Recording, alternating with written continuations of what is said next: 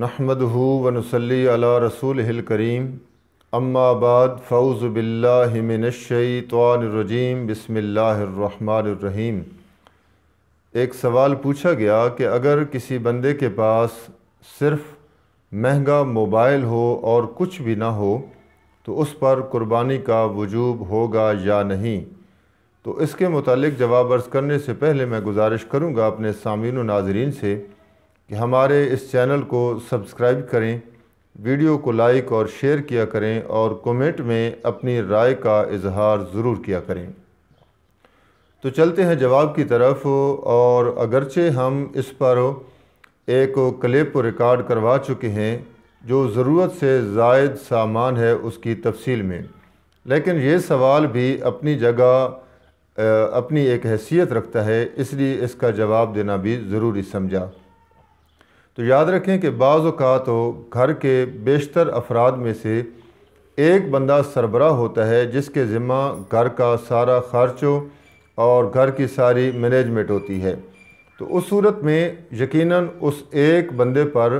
گھر کے جو بڑا ہے جس کے اختیار میں سب کچھ ہے، اس پر قربانی کا وجوب ہوگا۔ لیکن بعض صورتیں ایسی بھی ہیں جس میں یہ موبائل ہو گیا، کوئی بائک موٹر سائیکل ہو گیا، یہ ہم جس بندے کو بچہ ہے، بچی ہے،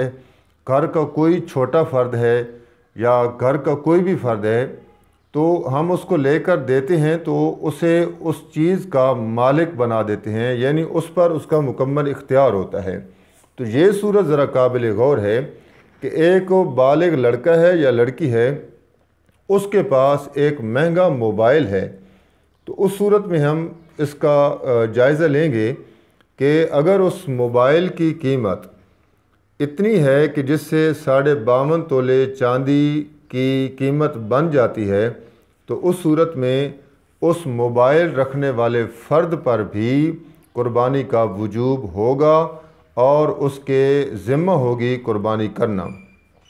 اس میں ایک صورت یہ دیکھی جا سکتی ہے کہ اس نے موبائل قسطوں پر لے رکھا ہے یا نقد لے رکھا ہے۔